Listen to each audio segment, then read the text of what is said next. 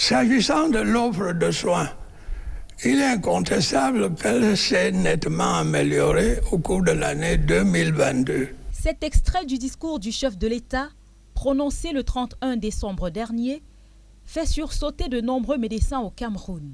Ceci pose un diagnostic du système de santé en totale contradiction avec les déclarations du président de la République.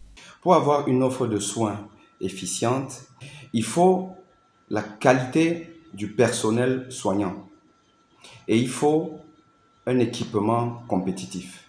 Est-ce qu'en termes d'équipement, le chef d'État a raison?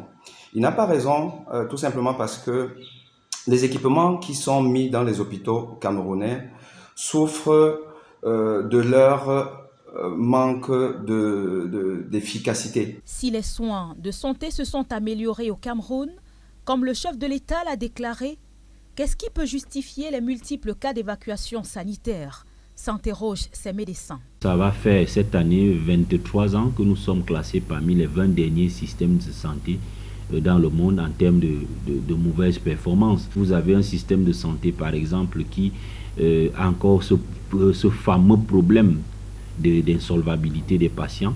Eux-mêmes qui nous disent que le système s'est amélioré n'ont pas confiance à leur amélioration. Et cette amélioration devrait normalement permettre à ce que nous voyons effectivement que ceux-là qui le prônent puissent bénéficier de ces soins de santé. Il faut traiter le mal à la racine en misant entre autres sur la formation du personnel soignant, l'amélioration du plateau technique.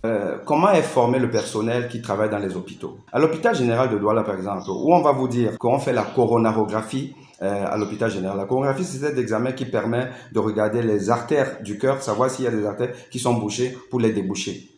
La salle de coronarographie de l'hôpital général est en arrêt. L'hôpital n'a pas un spécialiste pour faire les coronarographies propres.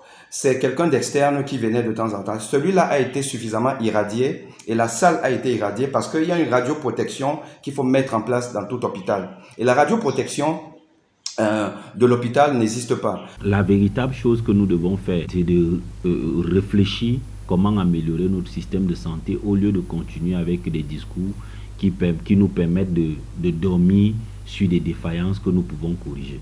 Les experts de la santé pensent que rendu à 2023, il est plus qu'urgent de fournir au Cameroun un traitement efficace pour son système de santé afin de garantir le bien-être des populations.